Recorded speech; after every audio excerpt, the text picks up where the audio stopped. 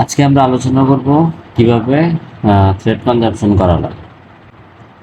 Thread consumption করতে গেলে আপনার তিনটে জিনিস আগে ভালো করে জানা থাকতে হবে। এক, মেশিন টাইপ। দ্বিতীয়, স্টিচ টাইপ। আর তৃতীয় হচ্ছে রেশিও। ধরেন সিঙ্গেল নিডের লক স্টিচ, এর স্টিচ টাইপ হচ্ছে লক স্টিচ, রেশিও 2.75। ডাবল নিডের lock stitch, stitch type lock stitch, ratio 5.5। 3 thread overlock, 4 thread overlock, 5 thread overlock. তিনটাই হচ্ছে ওভারেজ স্টিচ।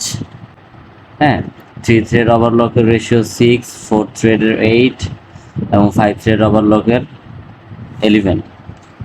এখন যদি আমরা flat lock, fit of the arm অথবা যে কোনো চেইন স্টিচ এই মেশিনগুলো দেখি, স্টিচ টাইপ হবে চেইন স্টিচ, রেশিও হবে 12। Flat seamer, flat seamer machine stitch টাইপটা হচ্ছে টপ অ্যান্ড বটম কাভার, এটা অনেকেই জানে না। উপর নিচে দুইটাই কাভার স্টিচ হয়, রেশিও হবে 15। 3 thread flat lock, bottom cover stitch, stitch type হচ্ছে বটম কাভার, রেশিও 12।